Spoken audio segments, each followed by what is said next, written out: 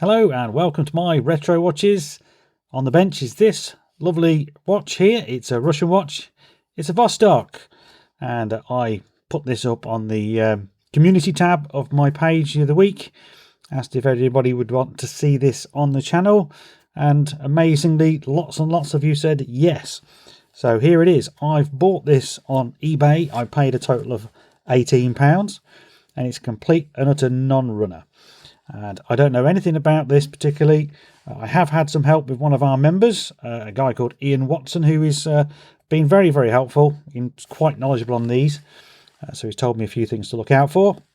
So Ian, if you're watching, thank you very much. I may be calling on you again very soon, depending on what's wrong, because this watch does not run.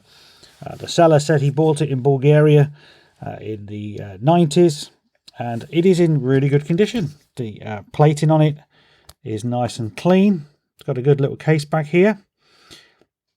Interesting looking one. But that's about as much as I know. It's got an interesting rubber strap on it as well, which is really thin but still flexible, because I've seen rubber go hard over the years. Whether I'd keep that on there, I don't know. I don't know whether it's original. It possibly is. So the whole idea, as usual, is to take this apart, see if we can find the fault, service it, rebuild it, and see if I can get it running again. And why? Well, why not? I don't think it's worth a lot, even if it's running, but it deserves treatment, this one. So, without further ado, we'll have a closer look. So, I've been told about the crown on these. So this crown is screw down. As you can possibly see there, if the camera's picking it up, it doesn't screw all the way down. So I don't know whether that's because that's how bad it is fitting, or whether it's full of dirt. And I've also been told to watch out for the wobbly crown, and as you can see, it does wobble considerably. Very odd. It really is odd. And to try and get it to do things like turning the hands, there we go. See, the second hand is moving a little bit there. That seems to work fine. Trying to wind the movement is very intermittent. Now, I don't think this is automatic. I haven't taken the back off yet. I've loosened the back, but I'm saving the surprise for myself and you guys live on camera. So, also Ian said sometimes it is temperamental, and if you screw the crown down and screw it back out, then it might wind. I can hear the odd whine here and there. So anyway, that obviously is one of the faults of these watches, presumably. So let's try and get into the back. And I need my tool. So that's the ring removed. Clearly it hasn't been off before, because that was proper tight. So all we need to do is lift up this little tab here.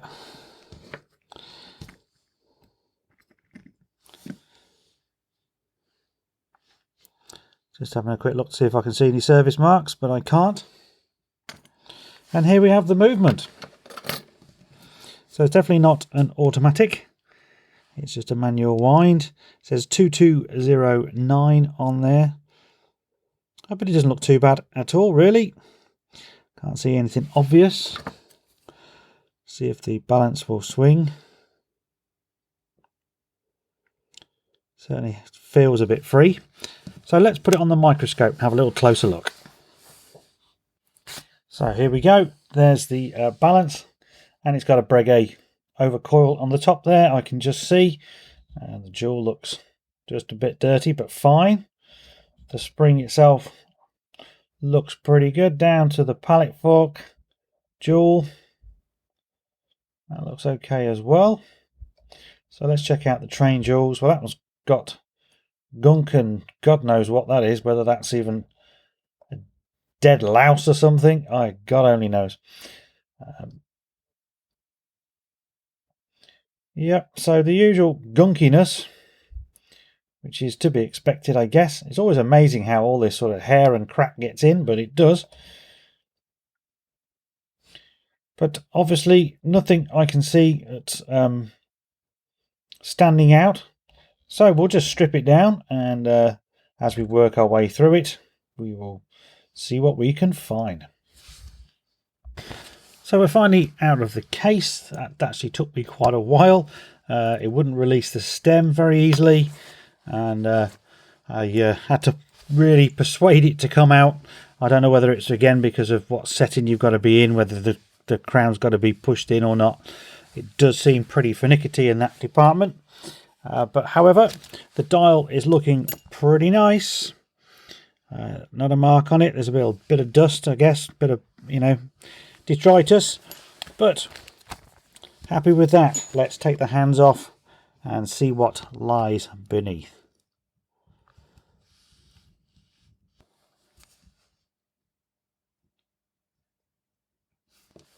The hands dealt with, and then if you turn it over, this is really interesting.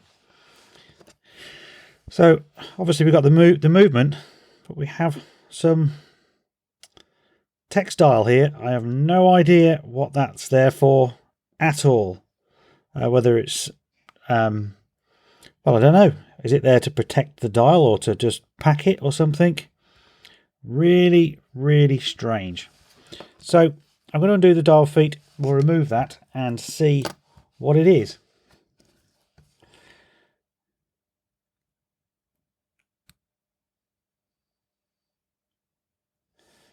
That was particularly loose to start with, that screw. I don't know whether this is coming on film or not really.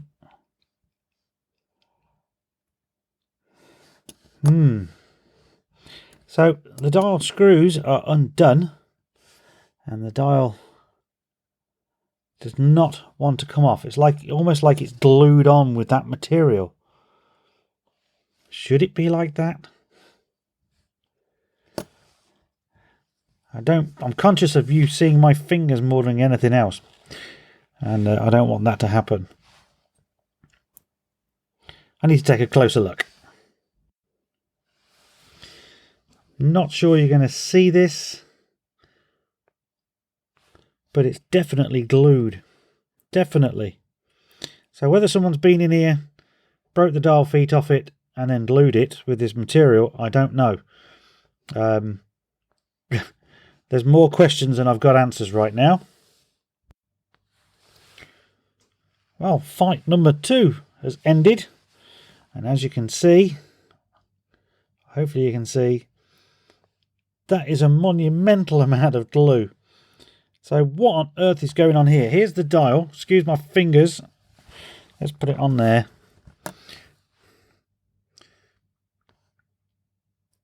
So I don't even see any trace that there ever was dial feet, but there must be because the movement's got dial feet screws. So what on earth? I don't think I've ever seen anything quite so bad as that, and it also gives me the question of what on earth am I going to do to remedy that when I come to try and rebuild this, if of course I can clean off all of this glue, because there's loads of it. So, okay, let's put it in a movement holder. Let's start stripping it down. So what I've noticed first of all, of course, is this movement is really small. It's a big case, but a very small movement, which makes filming a little bit more difficult. And I'm using this, it's another vintage movement holder that I've picked up recently, and it only accepts small movements. So this is the first time it's actually seen some action. I guess at this point as well, because it's a movement I'm unfamiliar with, I've got to look out for any suspect screws, springs, etc. I'm trying to figure out what this screw is here, for instance. I can see a spring hooked in there, and then of course we've got all the well, that's the minute wheel, isn't it? And then all the keyless works there, which look quite interesting. So I'm trying to make a mental note of where everything goes. And I'll have a close-up look at this one very quickly before stripping that. So I've had a look at this here, and that screw has a spring. It goes all the way around, all the way through here, over to the minute wheel. And I'm curious about that. I guess that's to hold it all in place, give it some tension. But whether to remove the screw and the spring, I don't know. So I'm going to strip everything else off, leave that in place for now.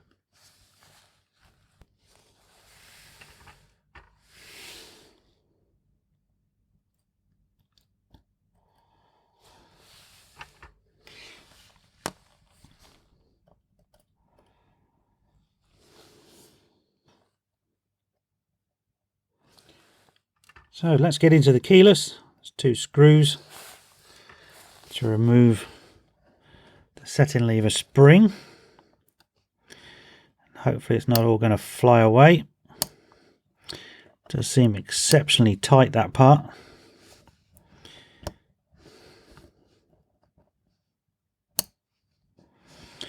By Jove.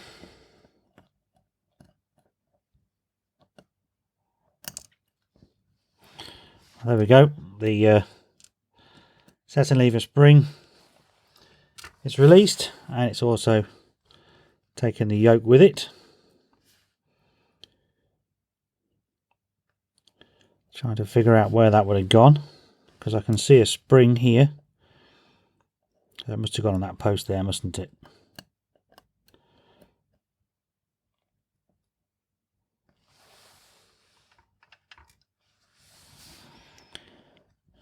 It's certainly a complicated little keyless works.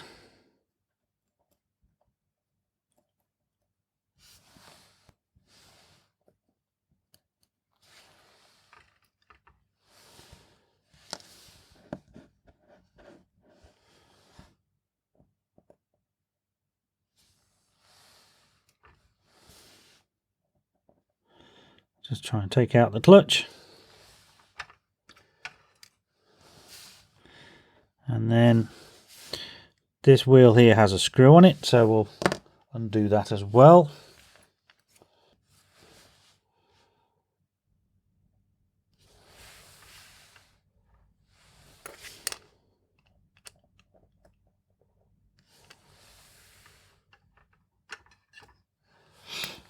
Okay, so let's try and see if I can just pinch that spring. So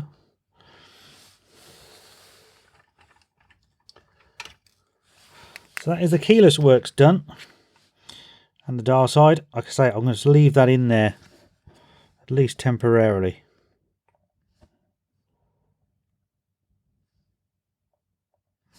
Okay, let's turn it over.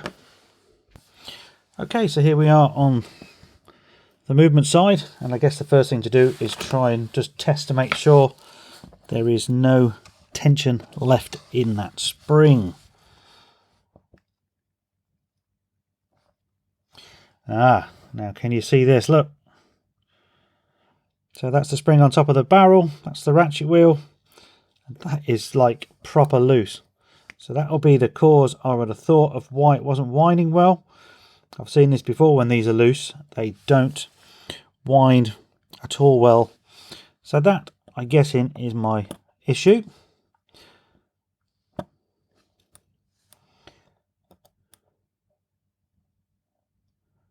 Yeah, there's no power in there at all, so we're okay. Good. All right, let's get rid of the balance. That's the one part, that you never want to damage. So if we move it out the way, keep it safe straight away, it's the best move possible.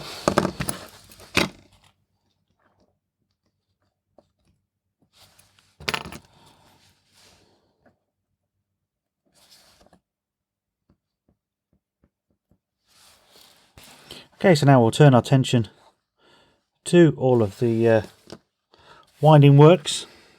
Try and get rid of that bridge. So to do that, I'm going to take the crown wheel off first, and if it's anything like any other watch, we need to be turning it the opposite way to unscrew. I see a lot of people do the old righty-tighty on things like this, and it always ends up badly because you break the top of the screw head, resulting in lots of problems. So there's the crown wheel off, and it comes out in 2 pieces like most of them do. So the usual run-of-the-mill watch, really. It's nothing unique so far in its design. Feels like a sort of Swiss watch again, I guess, in its layout. But I'm looking forward to it. I'm looking forward, first of all, to see if we can get it going. and then if we can, what on earth I'm going to do with the dial. You know, have I bought like a fake, perhaps? You know, is this or a sort of Franken watch where it's been the right movement, maybe the right case, but the dial's been fudged? I don't know, and I'm hoping to find out, really. So I need to undo that screw there, and then underneath there's a little spring, so I've got to be a little bit careful.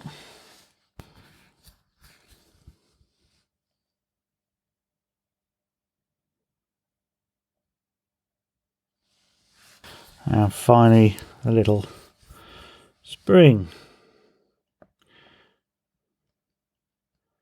which I'm just using Rodico because it's really fine.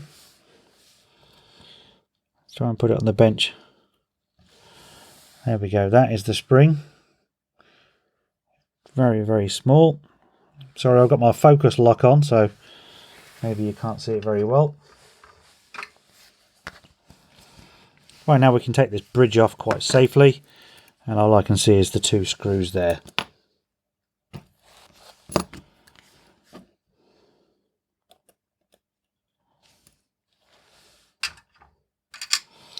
Okay, bridge is off, and now we just obviously need to take the train bridge off as well. We can get all the wheels out, and then that will be the movement stripped down. So quite a nice, easy movement, other than the fact that it's a bit small. If you were starting out in this hobby, this one actually doesn't look like it would be that bad as a good base to start with. And the good thing when you start out with watches is, well, what I've seen some people do is pick these really cheap, what we call pin pallet watches, because they might look nice, but they're really difficult to service and hard to put back together again because they haven't got so many jewels. And I always found when I started out that a watch with a good jewel count, like a 15 or an 18 jewels, just helps you, because one, obviously it's better quality, but to actually find the pivots when you're rebuilding, the jewels seem to go in a lot better than steel on steel, basically. So a better quality watch you'll learn more from, and it'll go back together a lot easier. Okay, there's the train bridge off. It's taken all the wheels with it. They're all still stuck in there as well. So there's a bit of a disaster straight away.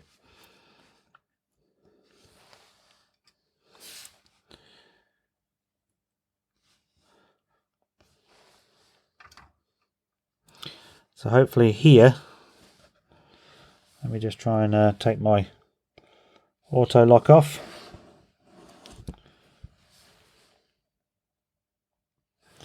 This one here is stuck.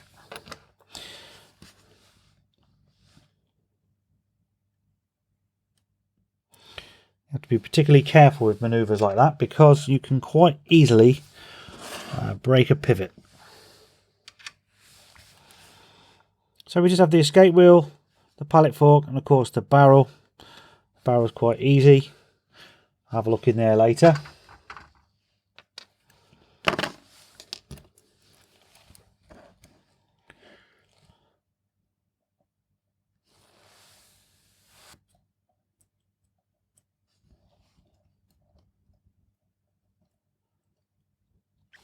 Didn't quite want to come off its posts, but there we go. One escape wheel. Careful does it with the pallet fork.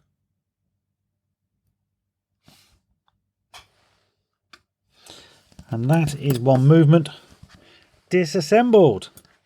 So, quite enjoyable, but let's put it through the cleaning machine. I'm probably going to have to give it a good soak in some alcohol to start with to try and soften that glue.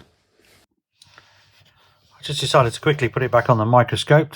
You can see the extent of that glue. So clearly that fabric was there to just bind it. And it's made a right mess, hasn't it? Let's face it. Probably quite lucky that it's not gotten any major parts. All these jewels don't look too bad, just dirty. But I don't know. I'm quite astonished, to be honest with you, with what I'm seeing. Okay, before I do the cleaning, I've got to change my cleaning fluids. Oh, look at that. That's seen better days. The cleaning fluid I use is LNR 111 and it's ammoniated. So we'll change that, and with the blink of an eye, you're going to see what it looks like when it's new. There we go, as if by magic, new cleaner, and it stinks of ammonia, and it looks like something that we don't want to talk about. But there we go, fresh cleaner. And just while I'm at it, because we use cleaner, and we have 2 rinses as the first rinse, I've changed the second rinse to new as well, so it's nice and clear. And the second rinse has now become the first rinse, so you just sort of recycle it that way to get the most out of it as you can. So before I start cleaning the parts, I've actually got to try and strip that glue off the main plate.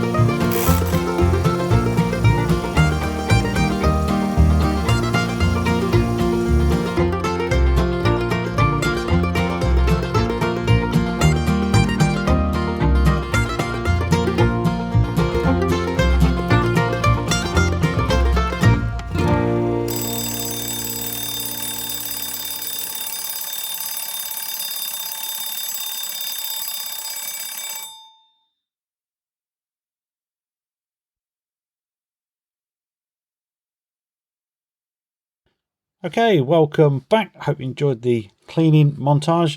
It is now time to assemble this watch, and it's been possibly about 2 weeks since I took it apart, so I've now got to try and remember how it all goes back. Now, I've got no crib sheet to go on, so I'm just going to oil things where I feel is best. It might necessarily be correct. I'm just going to be feeling around using my intuition on this one. Now also, I've already prepared the mainspring, so I'll show you a clip of that now.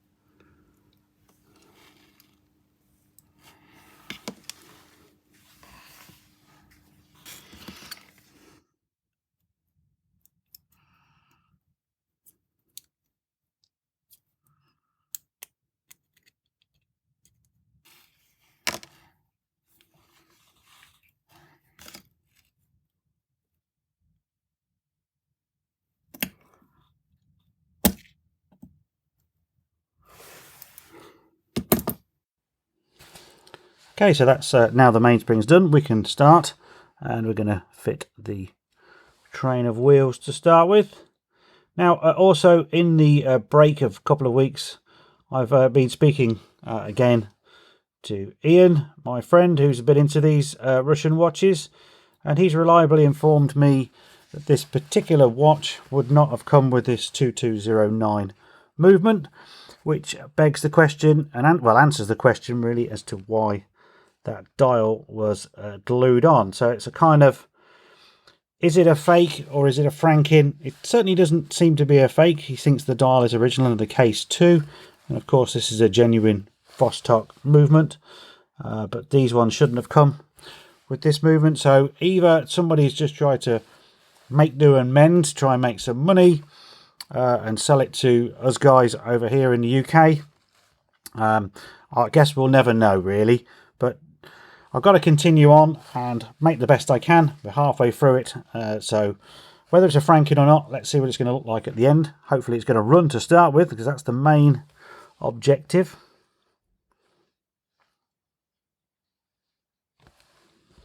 And then I'm just a bit obscured here. There we go.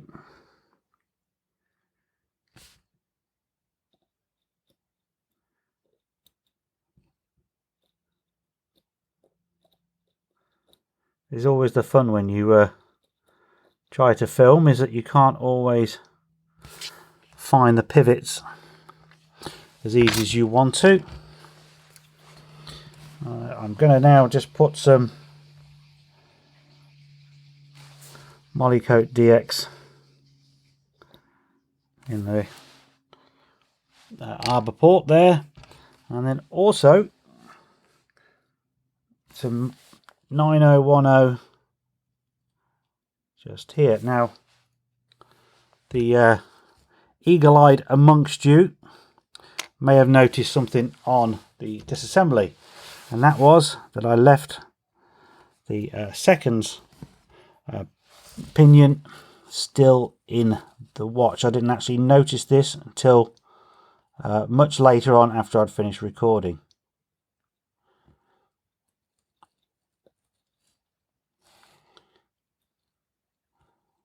And then again, because I've put that in, I've now knocked all the wheels all out of position. There we go. Now I'll just rest that in there, because we've then got this other wheel here which drives the power from the mainspring. So I'm guessing this is a, either one goes in or the other one goes in first, and certainly looks like the barrel goes in last.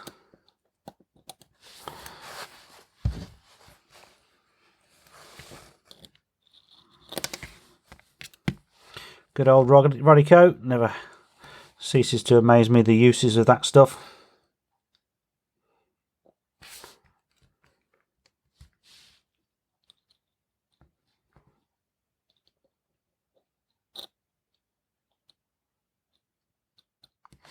Okay, there we are. Then I'm going to go back in with, again, some Molykote. I've got the setting lever, well, it's not this, the post kind of thing, the thing to release the stem.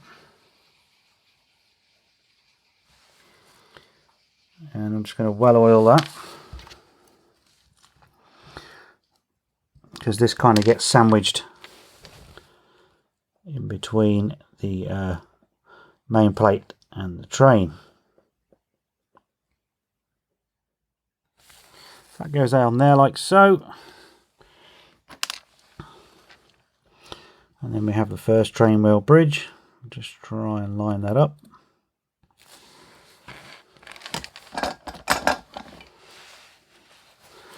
Then I just need my pegwood.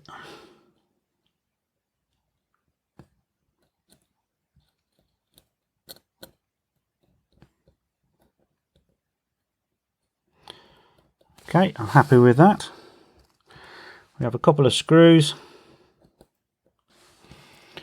Okay, and then we will try and fit the train bridge for these wheels.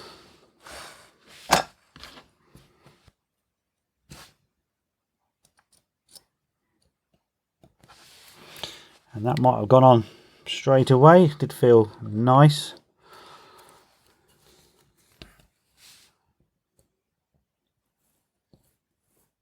Yep, I'm happy with that. So again, another 2 screws into that one, and they're the 2 bridges fitted. So the bridges are on quite nicely, and it looks like I've either misplaced a screw or I'm missing a screw. I'm not too sure right now. I'm very careful with them normally, so I might have to go back through the video to see if I was missing it to start with. So I want to now test the train really. So to do that, I want to put on the ratchet wheel, and in order to do that I need to do the click, and the click has that horrible little tiny spring. So this is the spring, and it's bent down on one end and bent up on the other. The down end is quite the wrong way around, I think.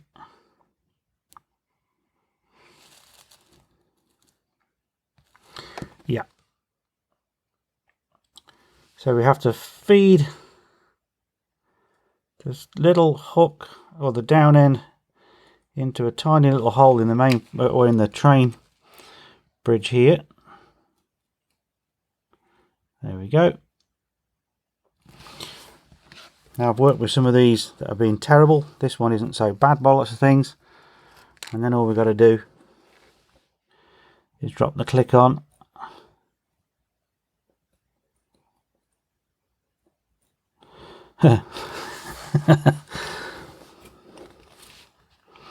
Which is trying to run away.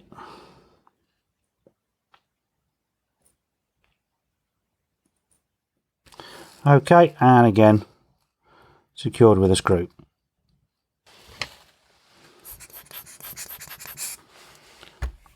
And now it'll be time for the ratchet wheel. Just to be doubly sure, I'm going to put a bit of D5 just there. There we go. So that sounds pretty nice. Now we do have to do some oiling, but I think first of all I want to put the pallet in and get the balance on, and let's see if it's actually going to run to start with. Hopefully we're not going to have any problems.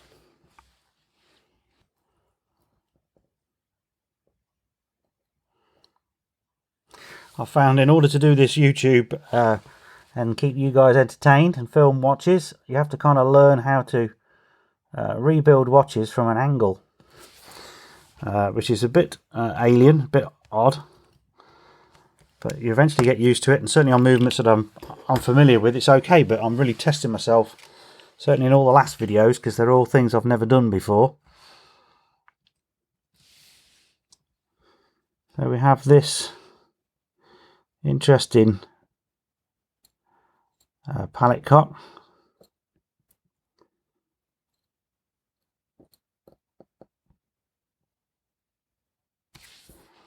And I think that's on.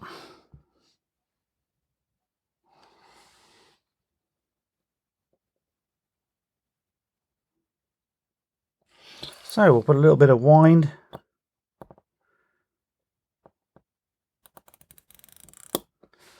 That's my screwdriver slipping.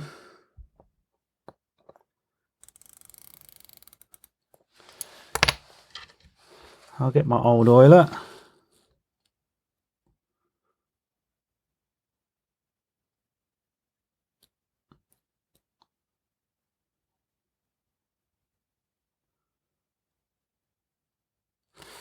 I'm not sure at this stage. It doesn't seem to be clicking it as well as it like. Let me just have a closer look.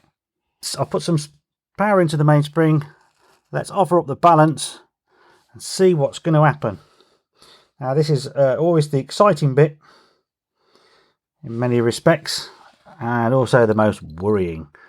So what I like to do with the balance is I like to try and see the pivot at the bottom, get it into the jewel, and then drop it down, and then see where we are. Sometimes you can be on the wrong side of the pallet with the impulse jewel.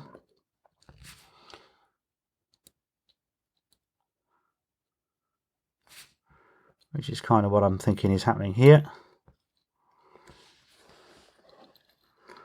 Never rush balances. Take your time.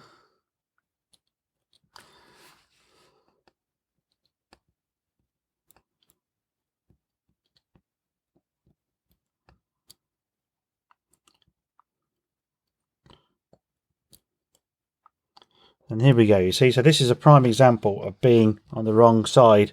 So basically the impulse jewel that's on the balance wheel is out of the pallet fork. So it's not in the middle, and as you can see, there's too much resistance. So for that, you can sometimes just lift them up a little bit and turn them, or you just remove the whole thing and try again. But oh, there we go. There we go. There's signs of life. And the signs of life has just disappeared. So I've seen this before as well. It's because it's just not sitting.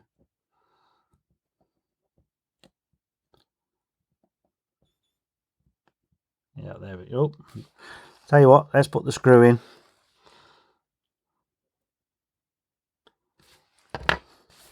And there we have it. There we have it. Now it's not moving very well at all. Seems to be speeding up a bit.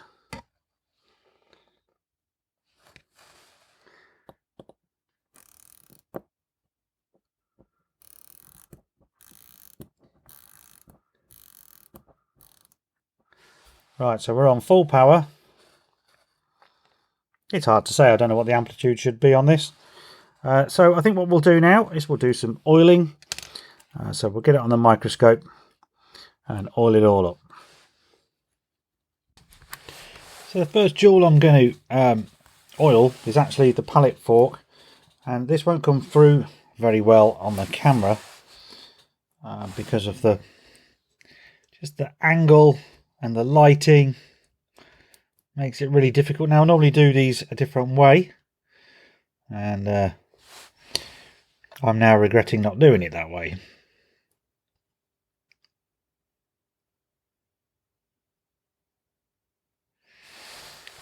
So there we go. Hopefully I can edit so you can see some of that. I can also do this, but that then blinds the camera. Makes it really good for me though. Okay, so the exit jewel has been done, and then we need a round of 9010. So again, I'm hoping things stay in focus for you guys. I'll just double check. My eyes are quite bad. That doesn't look too bad. So what I see and what you see, I have to try and adjust the microscope, one side of it for you guys and one side for me. So this one here we're not going to do because that's the pallet fork. Sorry, that's the pallet fork there. What am I talking about? This one here is the escape, and the rest will be just the train.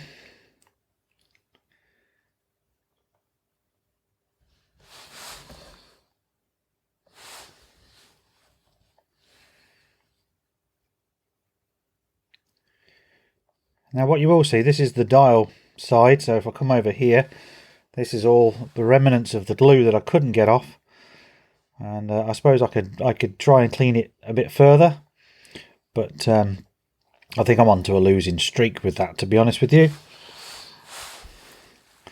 So that's those ones. It's just this shock jewel now, and I've never done one of these before, but it just looks like the normal hinged shock jewels you get, or what they call the Inca block. So let's try and remove that.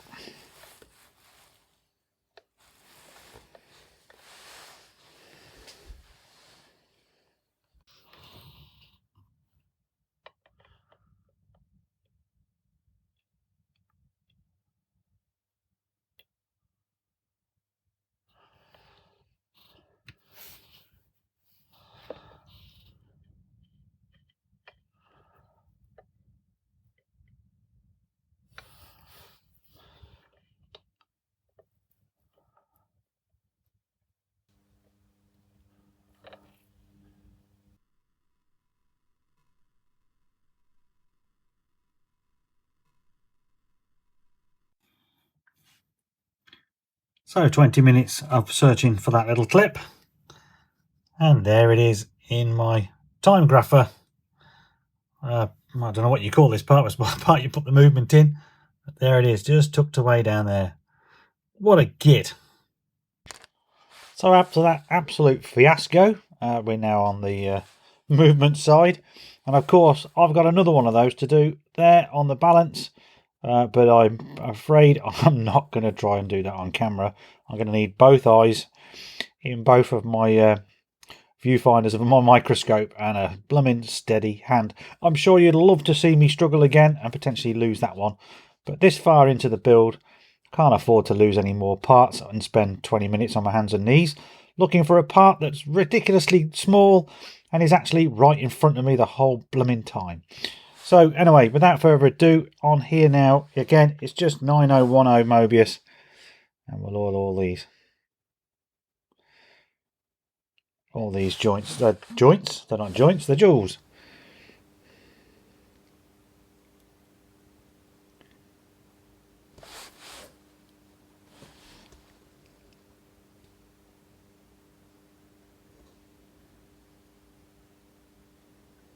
There's certainly quite a few.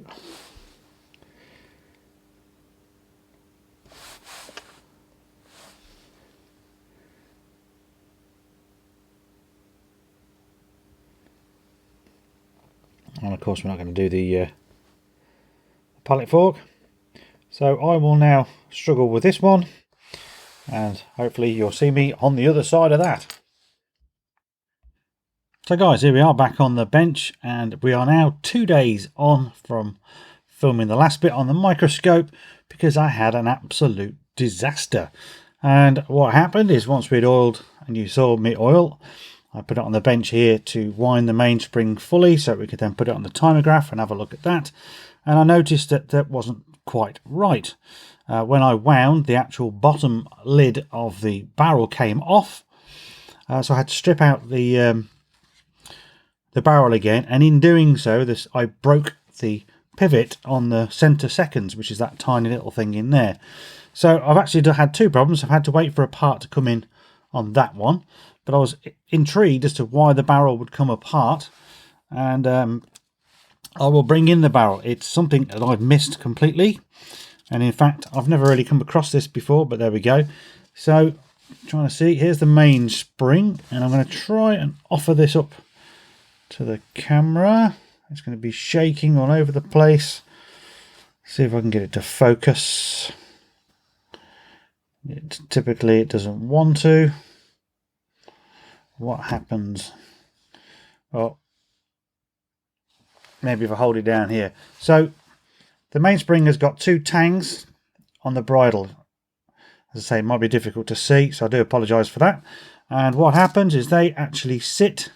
So if I turn the barrel over, typically where I put the tweezers, it shows it. There's a little hole.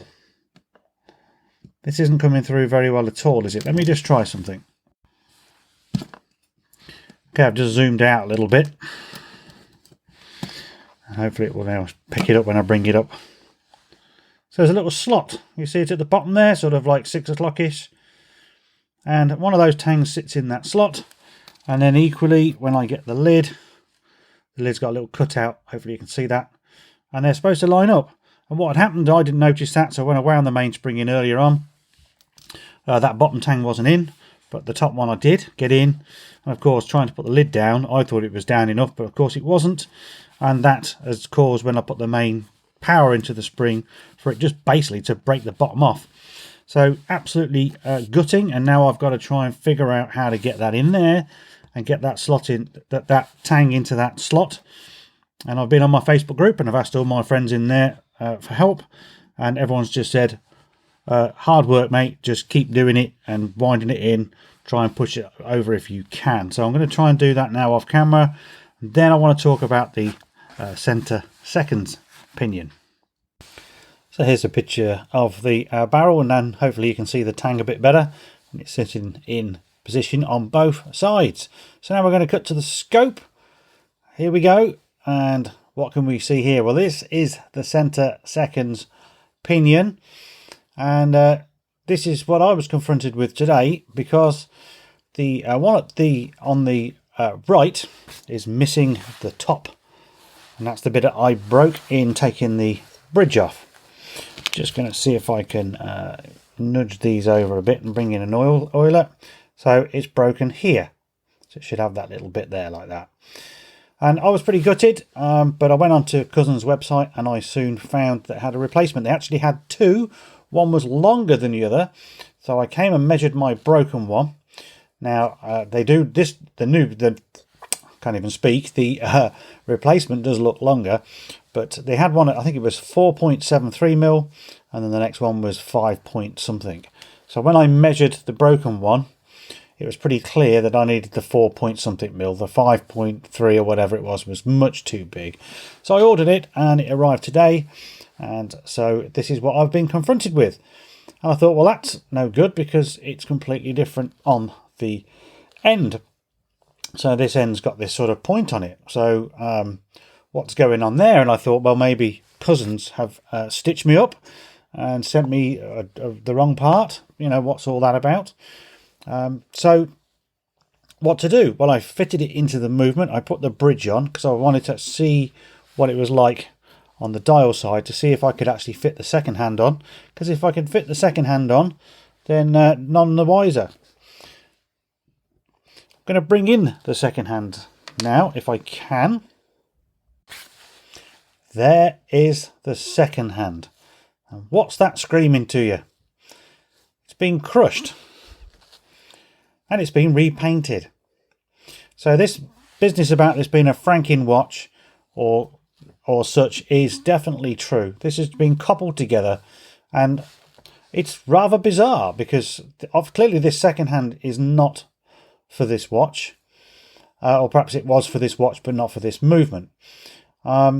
Weirdly, the point on that pinion, I'm lost. Hopefully somebody in the comments could tell me if they've got one of these watches and they've looked at it, whether they've got that taper. Because the more I examine, so I'm trying to get in focus there, the more I examine, the more it looks like it's been sort of hand turned. It doesn't look like it's been manufactured like that. So it's even weirder, because then if you've made the point on it, you know, clearly this second hand would have fitted probably that pinion there quite nicely. So someone's either made that smaller and then crushed it, or this was already small from manufacturer. I don't know. I'm chasing my tail forever. This watch is throwing everything at me, and I've now got sheer bloody determination to try and figure it out. I've got second hands, not for this watch, but I've got plenty of them spare. But I'm going to try and put a smoothing brooch down there, if I can, if I've got one small enough, to see if I can actually open up that hole and make do and use this one. Certainly got to use that part, so I need something to match it. This is going to be fun. So join me back on the bench, where we'll continue now to actually at least rebuild the dial side, and then we can attend to this problem. And then, of course, the problem of how on earth I'm going to stick the dial on there as well. Great fun, this watch. Brilliant. So here it is on the time grapher, and it's a snowstorm. But there's a particular reason for that. I'm pretty sure, hopefully you can see. When you look at the rate is mega fast.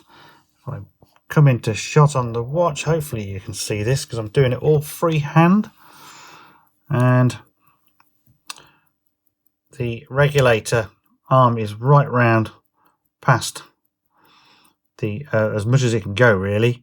It's got a fixed stud, so trying to adjust the beat error is going to be a problem. I don't know whether I can do this freehand. So dangerous messing with these things.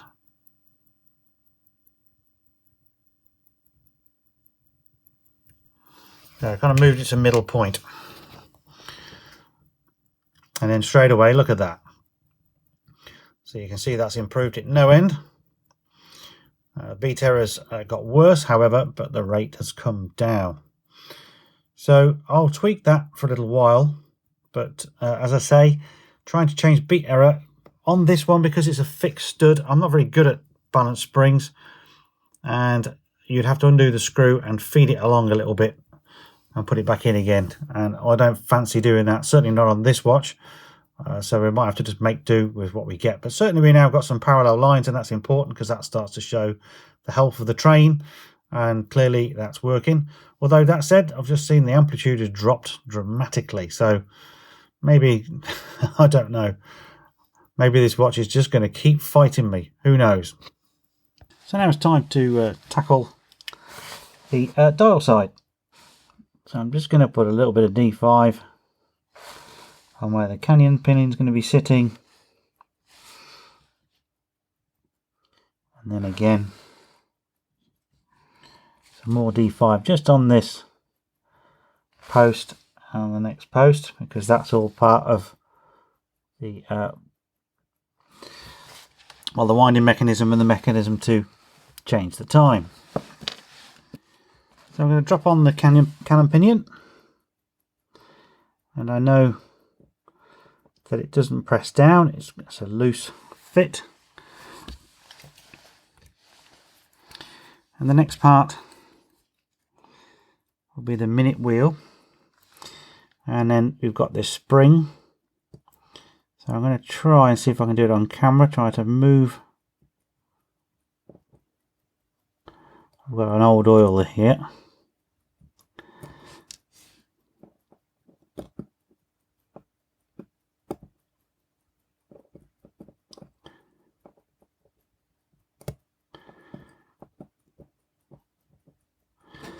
Just enough to try and make that a bit easier to fit. As you can see, it is a little bit of fiddle, and I am sort of leaning over. I can't quite see from this angle. Okay, it took a bit of persuasion, but it's now in place. As I say, just sometimes I need to bring these a bit closer to my eyes. So you drop the hour wheel on, and then that now is engaged with that. Then we have this little tiny bridge to hold it all in place. That's secured by a tiny screw, so I won't punish you with that. So let's now put all the keyless works in.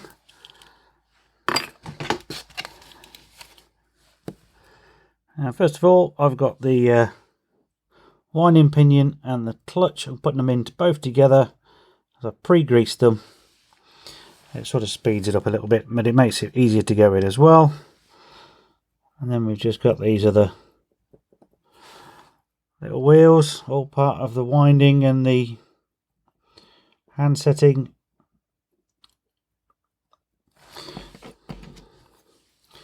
That one's just not engaging properly.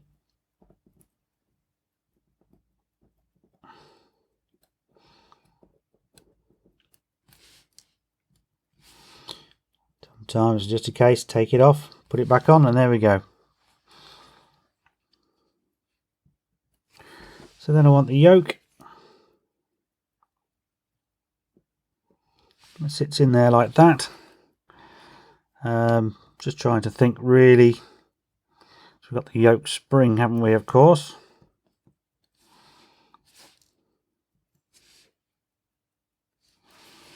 The dreaded yoke spring.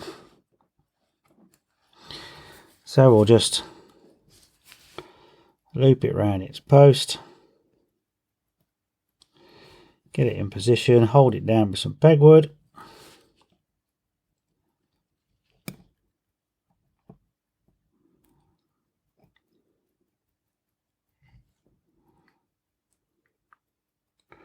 Something's not right.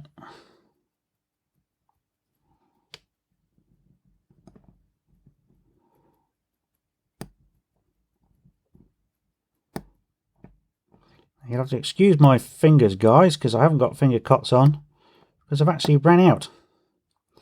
There we go. But I'm doing my best not to try and touch the movement. So yoke spring is in, although it's driven the yoke out of the clutch, which is a real pain. And I think I'm off screen.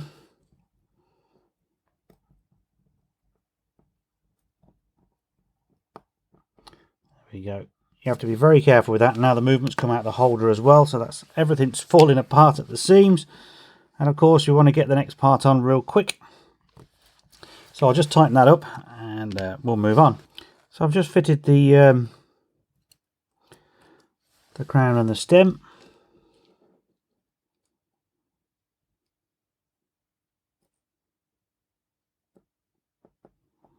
Now I've got the set-in lever, and then the set-in lever is sort of secured, or the whole thing is secured by this little bracket here. So the screw is in, and then the set-in lever spring, just trying to get a bit of grease on the end of this oiler, will be engaging with that there. So I just want to put a little bit of grease on it, and then we can offer it up.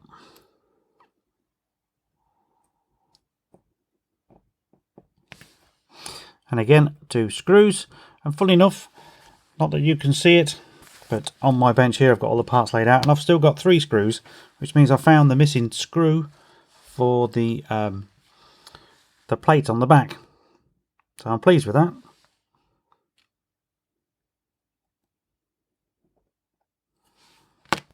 So there we go, it's fitted and it's working.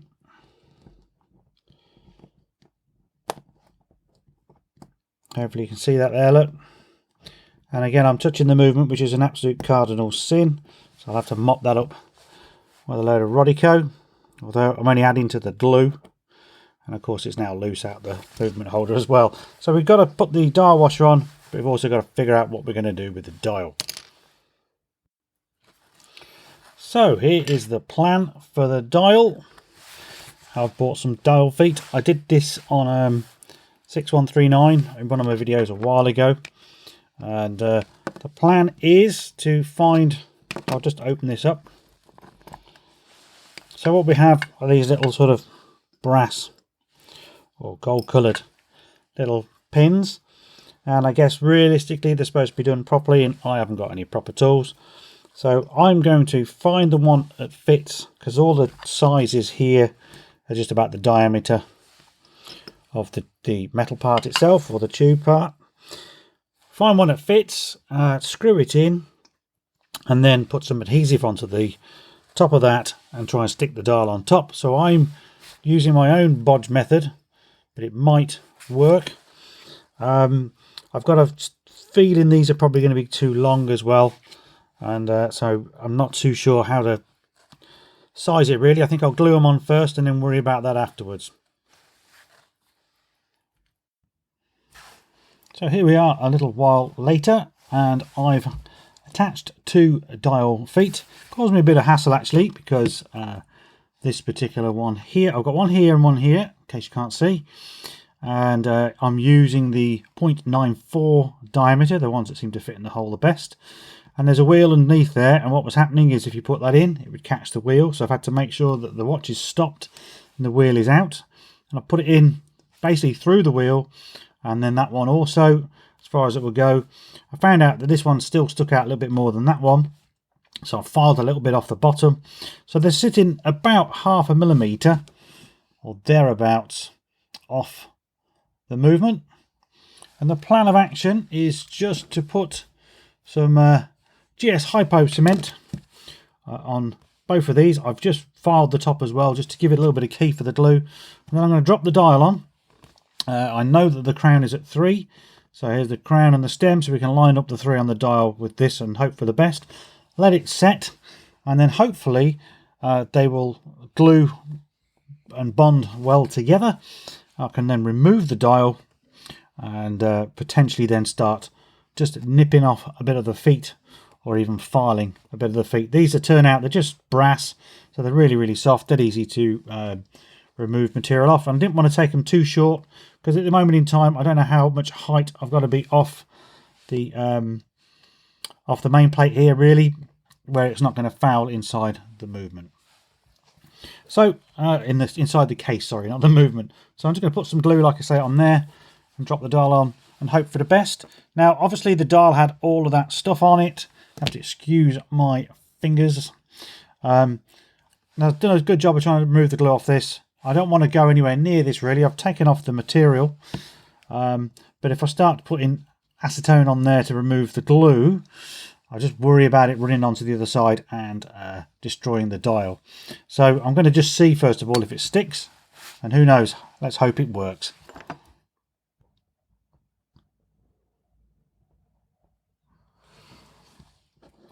The beauty of using this particular glue is it's got a really fine applicator, little point, so you can be reasonably precise.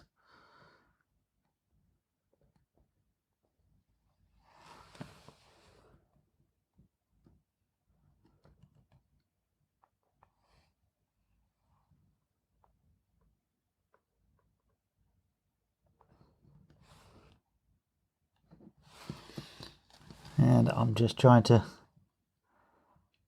get it as much in center as I can just by the naked eye.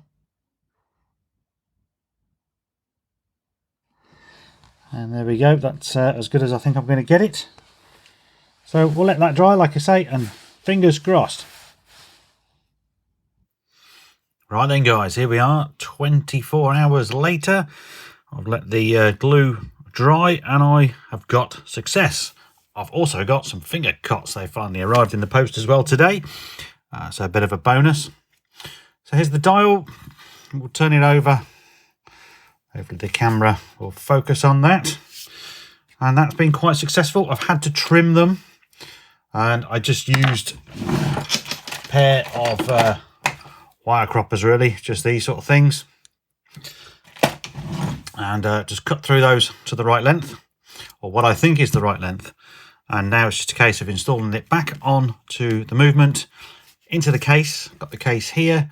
I've used a bit of chrome cleaner just to brighten that up, and I've tried to polish the crystal. It's still got a lot of dents in it, but it's good enough for the moment. So we'll put the dial on.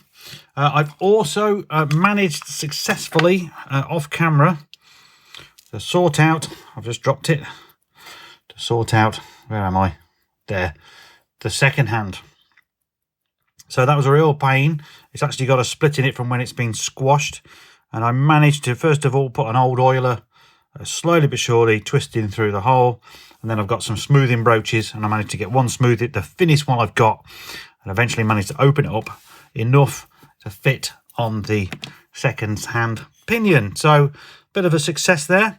So as I say, we'll put it all together now, and then I'll show you the finished watch, and then we can sum it all up.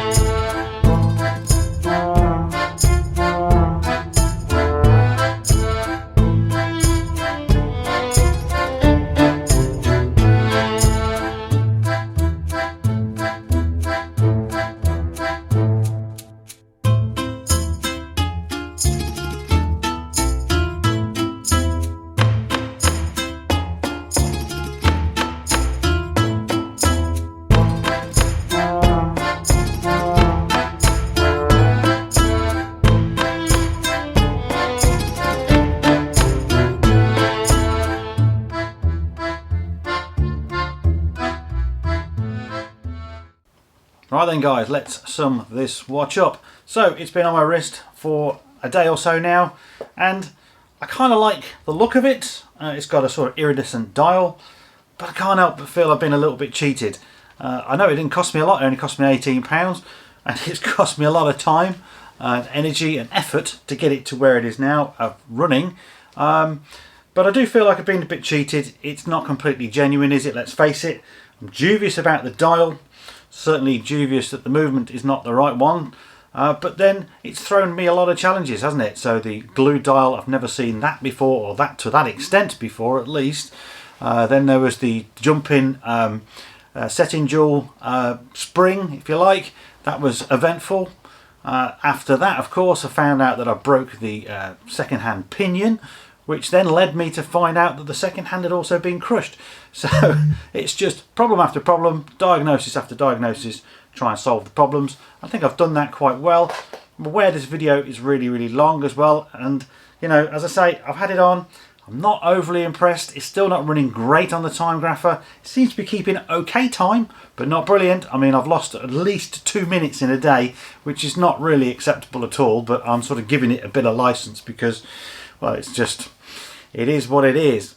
So, I don't know. I feel like it's a bit of a failure, really. But hopefully you guys have found it entertaining. Perhaps, maybe I should come back another day and try a different Russian watch. You know, maybe one of these, but a more legitimate version. I've actually got a drawer here full of secondas that someone gave me recently. Some of those movements look really, really nice, but I want to move back onto something different. So certainly the next video, I think, is going to be a Swiss watch. With that said, please leave all your comments below. I'm going to read as many as I can and answer as many as I can as well. I'm dying to hear your thoughts. See what you think of my struggles. Was it worth it? Probably not. But I'd be definitely interested to see what you guys have got to say. Again, give the video a like, because if you did like it, of course, because that way it helps the algorithm and helps my channel be found. And of course, if you enjoyed what you've watched and you're new here, then please consider subscribing to my channel. Always videos like this coming. I've got plenty more planned. And of course, if anyone would like to help the channel, then of course you can go to my website, myretrowatches.co.uk. You can go on the tool page, and I've got affiliate links to all the different watch tools, many of which I use and some of which I recommend, certainly for beginners. And anything you buy from there gives me a small commission, and it goes towards more projects that I can come and entertain you guys with. So again, thank you very much for watching. I hope I haven't wasted your time on this one. And and by the way, yeah, big shout out to Ian again. Thanks, Ian, for your help and advice. And you're going to find this video interesting, no doubt, certainly with my summary of it. So I'll see you all in the next one very soon. Thank you very much. Bye for now.